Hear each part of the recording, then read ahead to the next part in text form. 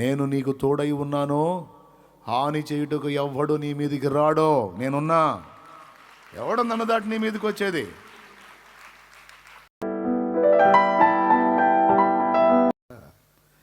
దేవుడు ఆపాడు అంటే చాలా గొప్ప కార్యములు ఉన్నాయని పౌలు జీవితం, పరిగెత్తుతున్నాను అన్న పౌలు జీవితంలో నుండి ఎన్ని పాఠాలు.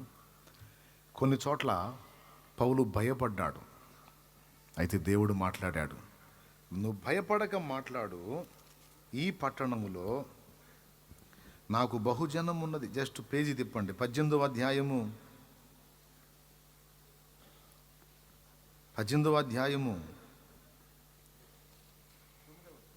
వచనం నుంచి చూడండి ఒకసారి. సీలయు తిమోతియు మాసిదోనియా నుండి వచ్చినప్పుడు పౌలు వాక్యం బోధించుట యందు ఆతురత గలవాడై యేసే క్రీస్తుని యూదులకు దృఢముగా సాక్ష్యమిచ్చుచుండెను.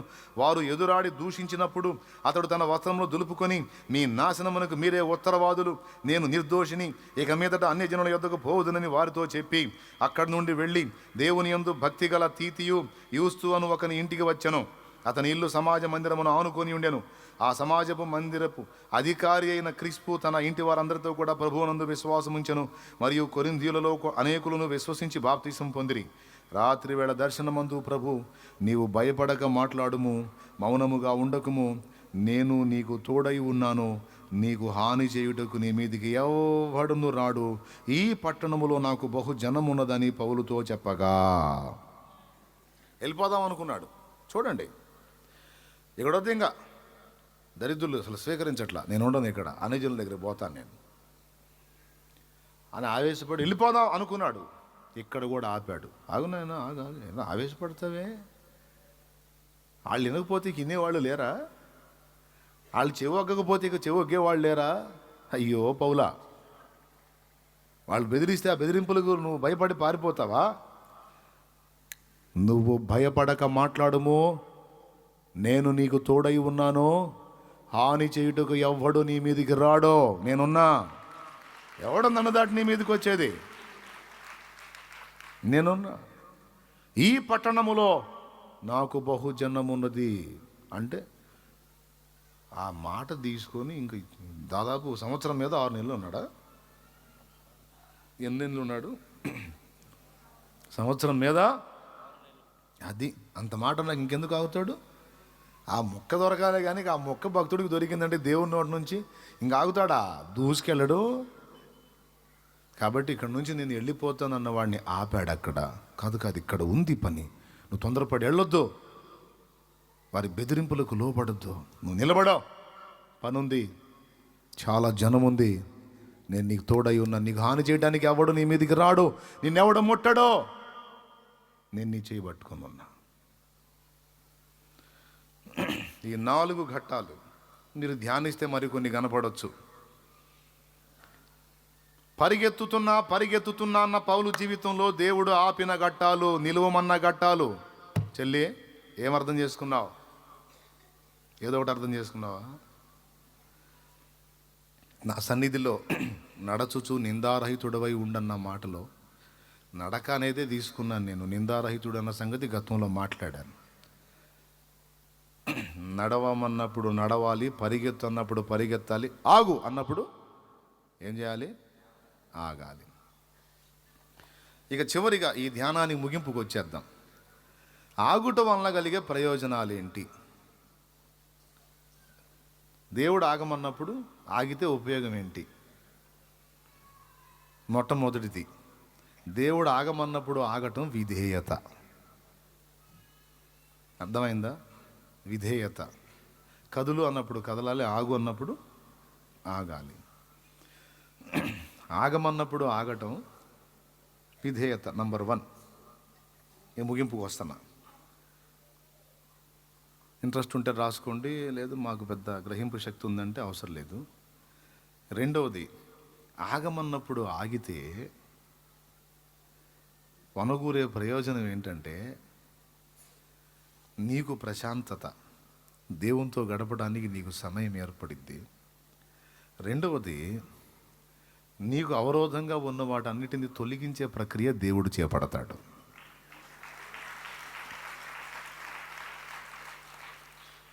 తెంపు లేకుండా పరిగెత్తి సాధించేది సచ్చేది ఏమి ఉండదు.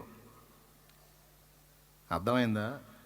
దేవుడు ఆగమన్నప్పుడు ప్రశాంతంగా ఆగి ఆయన రెక్కల నీడలు, అయ్యా నీవు కదలమన్నప్పుడు కదలటానికి నీ కార్యం కొరకు కాచుకున్నాను తండ్రి, సహాయం చేయని కూర్చుంటే దేవుడు చేసేది దేవుడు చేస్తాడు. ఐగుప్తు నుంచి బయటికి పొండి అన్న దేవుడే ఎర్ర సముద్రాన్ని అడ్డుపెట్టి ఆగండి అన్నాడు. మోషే ఏమన్నాడు ఇశ్రాయేలుతో? మీరు ఊరకనే నిలుచుండి చూడుడి, నడుస్తూ చూడుడి అన్నాడా, పరిగెత్తుతూ చూడుడి అన్నాడా? ఏమన్నాడు ఒకసారి చూడండి.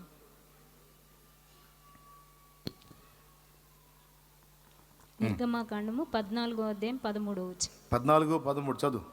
అందుకు మోషే, భయపడుకుడి, యెహోవా మీకు నేడు కలుగు చేయ రక్షణను మీరు ఊరక నిలుచుండు చూడుడి. నిలుచుండి అనే మాట అన్నాడు, చూసారా?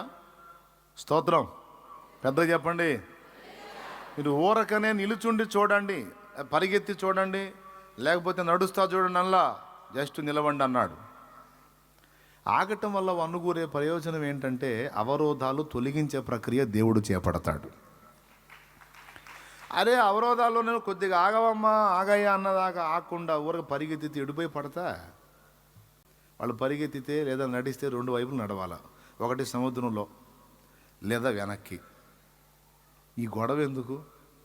దేవుడు ఆగమన్నాడు, వెనక్కి వద్దు ముందుకు వద్దు, ఆడ ఆగితే సరిపోయింది.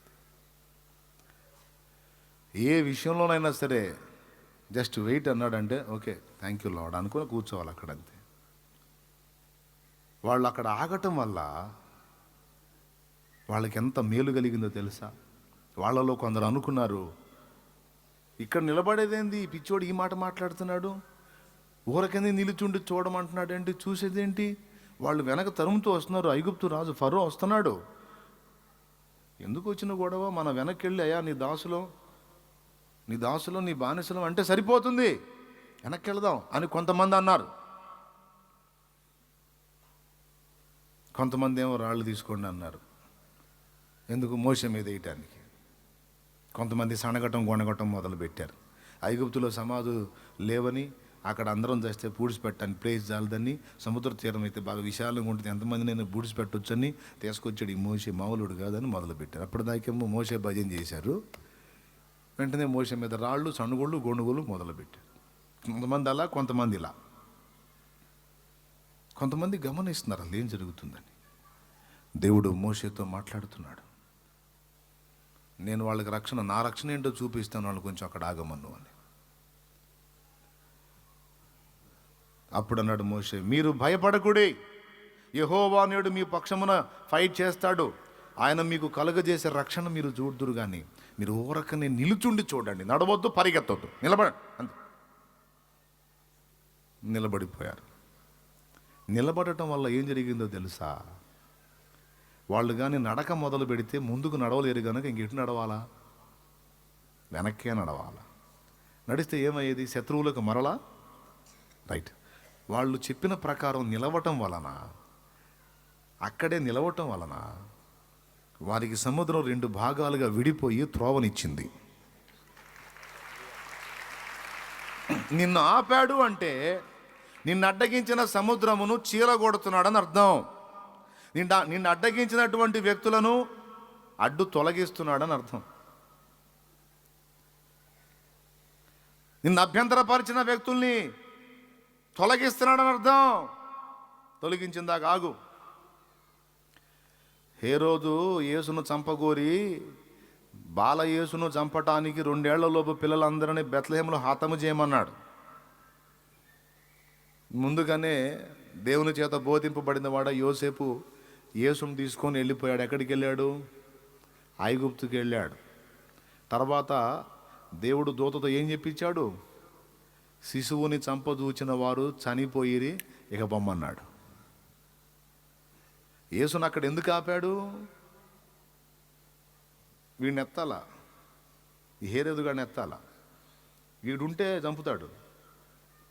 అందుకే యేసుకు అవరోధంగా ఉన్నవాడిని అడ్డు తొలగించి ఇక రమ్మన్నాడు. ఐగుప్తు నుండి నా కుమారుని పిలిచి తిని అను వాక్యము నెరవేరునట్లు ఇలాగూ జరిగేను అన్నది మత్తయి సువార్త. దేవునికి స్తోత్రం.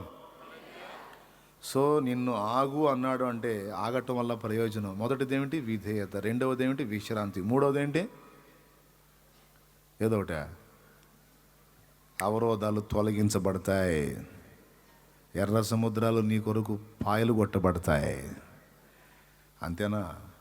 నాలుగో ఉపయోగం ఏంటో తెలుసా?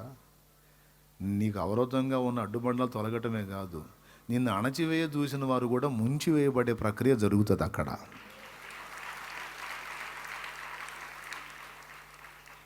అందుకే దేవుడు చాలాసార్లు చెప్తాడు, తొందరపడక నాయన, తొందరపడకమ్మా అంటుంటాడు. మనకేం వినపడదు. మనకు ఆత్మీయ శివుడు ఎక్కువ కదా. లోకస్తులు మాట్లాడుకునే మాటలు అయితే భలే బాగా వినపడతాయి, మనకి దైవస్వరం వినపడదు. కొద్దిగా తొందరపడకు నాన్న, కొద్దిగా తొందరపడకమ్మా అంటుంటే మనకేమో దాడా. నాలుగవది, వాళ్ళకి చంప చూసిన వాళ్ళు ఏమయ్యారు? నడిస్తే వెనక్కి బానిసలు, నిలిస్తే వెనక్కి నడవాల్సిన అవసరంలా. దేవుడు ఆగమన్న దగ్గర ఆగితే ముందుకే నడిపిస్తాడు. అవసరమైతే నీ కోసం సముద్రాన్ని కూడా రెండు చేస్తాడు ఆయన. ఇక్కడ టెస్ట్ అన్నమాట. ఆగుతారా, వెనక్కి పరిగెత్తుతారా? కొంతమంది వెనక్కి పరిగెత్తరు, ఆగరు. ముందుకు పరిగెత్తి ఆత్మహత్య చేసుకుంటా, నేను చచ్చిపోతా, నా వల్ల కాదు, నేను దూకుతా. ఇదొక టైప్ ఉన్నారు, ఇదొక జాతి మనుషులు. వెనక్కి పోవటం నాకు ఇష్టం లేదు, అలాగని ఇక్కడ ఉండటం కూడా నాకు ఇష్టం లేదు, దూకుతా సముద్రంలో కానీ పోతుంటారు. అంటే ఏంటి? చచ్చిపోతే పోయిద్ది, అట్టుపోతే పోయిద్ది అని ఆత్మహత్యలు ఆలోచన చేస్తుంటారు కొంతమంది. దేవుడు నిన్ను ఆపాడు అంటే నువ్వు చావటానికా? నిన్ను ఇబ్బంది పెట్టిన వాటిని అంతము చేసి విజయ పథంలో నిన్ను నడిపించడానికి నిదానించమన్నాడు, ఆగమన్నాడు. నువ్వు సావా బతుక అంటానికి కాదు. ఆయన నీ తోడై ఉంటే నీ శత్రువులను హతం చేయటానికి ఆగన్నాడు. వారి ఎదుట నీకు విందును సిద్ధం చేయటానికి, వారి తలలను నీ ఎదుట దించటానికి ఆగన్నాడు. దేవునికి మహిమ. ఆగటం వల్ల ప్రయోజనం ఏంటి? పరీక్ష అక్కడ వాళ్ళకి. వెనక్కి వెళ్ళి బానిసత్వంలోకి వెళ్తారా, లేకపోతే నా కార్యం కోసం ఎదురు చూస్తారా? పాస్ అయ్యారు. మోషే పాస్ చేశాడు, ఆపాడు మొత్తాన్ని. ద్వారం ఓపెన్ అయిపోయింది, వెళ్ళిపోయారు, దాటి అవతలికి వెళ్ళారు. ఇక నేడు మీరు చూచున్న ఐగుప్తీయులను ఇక ఎన్నడూ చూడరు అన్నాడు ఆయన. నిజంగా ఇంకా చూడటానికి ఏడున్నారు, మొత్తం నీడలో జలసమాధి అయిపోయాడు. నా ప్రియమైన దేవుని బిడ్డలారా, ఇలా చెప్పుకుంటూ పోతే ఎన్ని ప్రయోజనాలు ఉన్నాయో ఆగమన్నప్పుడు ఆగటం వలన. మొదటిది చెప్పండి, విధేయత. రెండవది విశ్రాంతి. మూడవది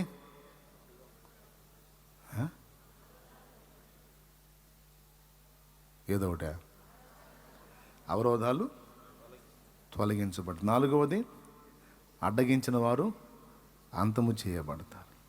అడ్డుబండలుగా ఉన్నవాళ్ళు తొలగించబడతారు.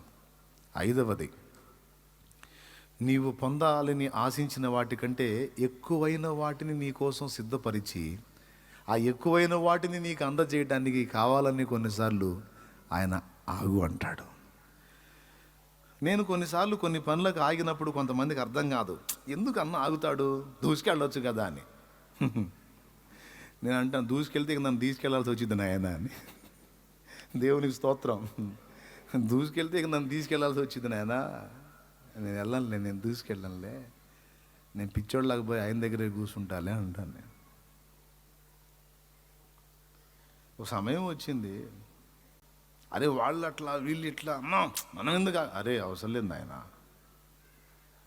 నా ద్వారా సమాజానికి ఏదన్నా మేలుంటే, నా ద్వారా నేను చేయాల్సింది ఏదన్నా ఉంటే, అవసరమైతే నా కోసం ఒక గొప్ప కార్యం చేసైనా సరే దేవుడు నన్ను బయటికి తీసుకొని వస్తాడు.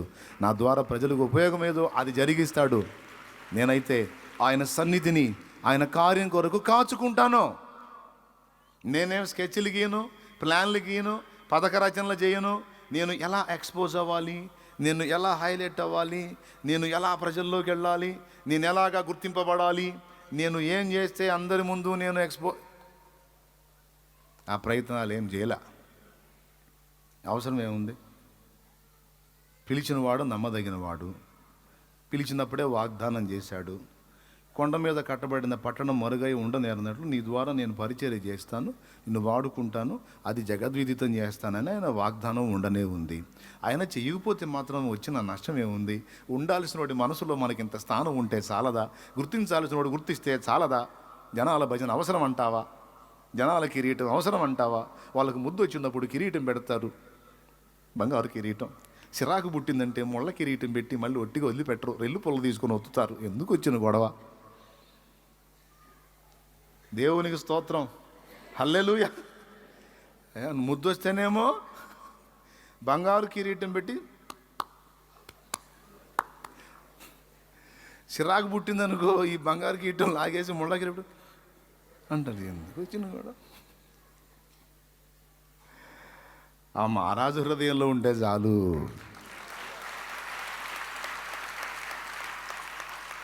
ఏమంటారు? ఎవరి హృదయంలో? నా క్షేమాధారము నువ్వే ఈ జగతిలో, ఆక్షేపణ చెయ్యను నేను ఏ కలతలు.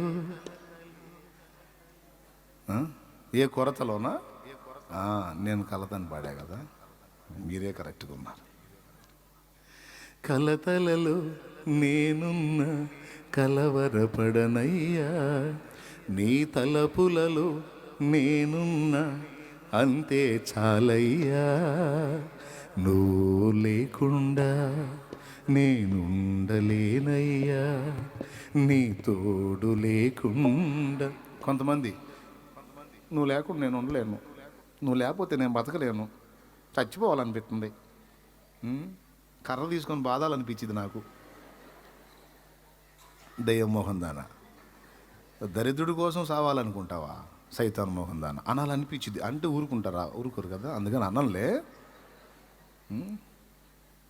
మనుషులు, జెంట్స్ కూడా, అమ్మాయి లేకుండా నేను బతకలేనన్నా, సావురా రే సావు అనాలనిపించింది. కానీ అంటే ఊరుకోడు కదా, అనను. దరిద్రుడా, ఎవర్రా? మనిషిరా, మనిషిరా, మనిషిరా. ఎన్ని రోజులరా?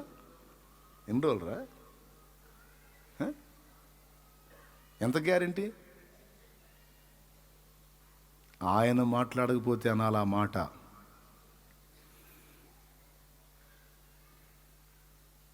నీవు మాట్లాడని రోజునా నా కన్నులకు నీ దొరకరువాయనే. నీవు మాట్లాడని రోజునా నా కన్నులకు నీ దొరకరువాయనే. నీవు పెదవిప్పిన రోజునా నీ సన్నిధి పచ్చిక బయలాయనే. నీవు పెదవిప్పిన రోజునా నీ సన్నిధి పచ్చిక బయలాయనే. నీ సన్నిధి పచ్చిక బయలాయనే. యేసయ్యా నా హృదయ స్పందన నీవే కదా. విశ్వమంత నీ నామము గణనీయము. విశ్వమంత నీ నామము గణనీయము. యేసయ్యా నా హృదయ స్పందన నీవే కదా. దేవునికి మహిమ. ఎవరితో అనాలి ఈ మాట? యేసయ్యా నువ్వు మాట్లాడకపోతే నేను బతకలేనయ్యా, అయ్యా నువ్వు కనిపించకపోతే, నీ స్పర్శ నాకు అందకపోతే చచ్చిపోతాను ప్రభా అన్యాయంగా. ఆత్మహత్య చేసుకొని కాదు ప్రభా, దిగులతో చేస్తా తండ్రి, దయచేసి నన్ను దర్శించున్నాయన్నా అని నువ్వు అనాల్సింది ఎవరితో? దరిద్రుడితో కాదు. నువ్వు అసలు కనపడకపోతే చచ్చిపోతా, నువ్వు అసలు కనపడకపోతే బతకనమ్మాయి. నేను మధ్యలో నాకు ఎంట్రన్స్ ఉంటే ఎందుకురా మీలాంటి వాళ్ళు బతకటం పొండిరా అని అంటాను నేను. యేసు కావాలి, యేసు స్వరము కావాలి, యేసు స్పర్శ కావాలి, యేసు సహవాసం కావాలి. లోకమంతా నన్ను వదిలినా పర్వాలా, నాకు యేసు చాలు, యేసు గుండెలో చోటు చాలు.